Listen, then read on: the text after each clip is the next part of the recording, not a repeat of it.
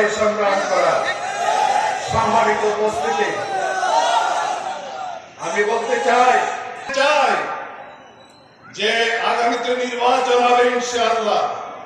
সেই MP election নয়, সংসদ ইলেকশন নয়, জামাত ইসলামী এবং ইসলামী আন্দোলন থেকে ফলপ্রসূ যদি কোনো কিছু আশা করতে হয় তাহলে মেম্বার, চেয়ারম্যান, উপজেলা ইলেকশন থেকে শুরু করে সংসদ ইলেকশন পর্যন্ত প্রত্যেকটা ইলেকশনে আমাদের গুরুত্বপূর্ণ সম্মানিত প্রার্থীদেরকে আমরা বিজয়ী করতে হবে ইনশাআল্লাহ।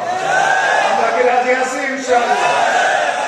আর একটা কথা মাধ্যমে এবং যারা ইন্টেলিজেন্স ব্রাঞ্চের লোক আছেন তাদের মাধ্যমে আমি বলতে চাই যে যারা গণহত্যা করেছে, এই যারা জনতার, ছাত্র জনতার রক্ত দিয়ে যারা গোসল করেছে, তাদের এই গণহত্যার বিচার না হওয়া পর্যন্ত যদি কোন দল নির্বাচনে অংশগ্রহণ করে নির্বাচনের সিঁড়িতে পা রাখে তাহলে সে রক্তের সাথে বেইমানি করা হবে। আমি আশা করতেছি আগে গণহত্যার বিচার হোক, তারপরে আমরা নির্বাচনে যাব।